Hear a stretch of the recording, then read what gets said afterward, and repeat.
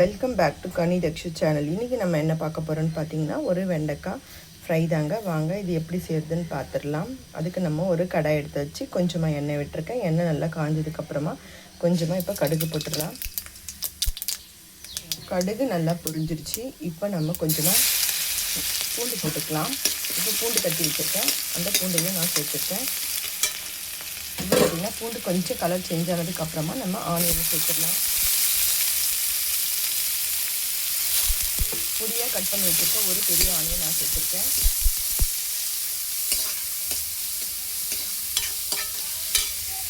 கொஞ்சமாக சால்ட் சேர்த்துக்கலாம்.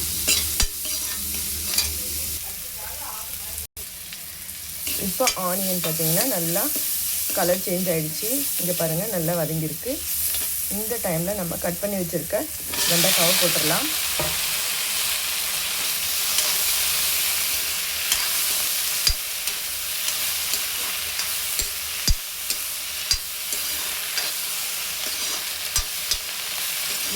இதில் வந்து நம்ம தண்ணி எல்லாம் எதுவுமே சேர்க்கக்கூடாது.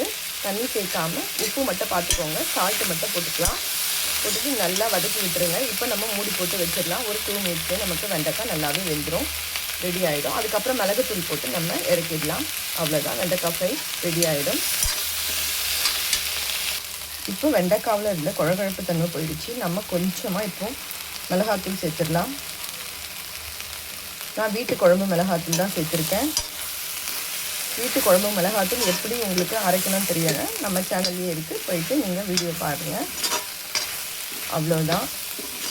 இப்போ இது நல்லாவே நம்ம மிளகாத்தூள் ஸ்மெல் போகிற அளவுக்கு நம்ம நல்லா வதக்கி விட்டுடலாம். சிம்மில் வச்சுருங்க. சிம்மில் வச்சுட்டு கொஞ்சம் நேரம் வேகட்டும்.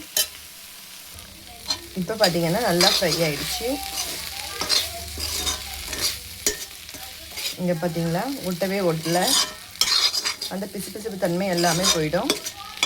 இப்போ நம்ம மிளகுத்தூள் 1 ஸ்பூன் போட்டு கொஞ்சமாக மிளகுத்தூள் சேர்த்துட்றேன்.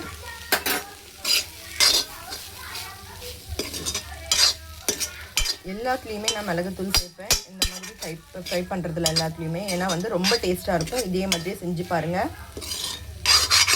அவ்வளோதான். கொஞ்சம் நேரம் கழித்து நம்ம இறக்கிடலாம்.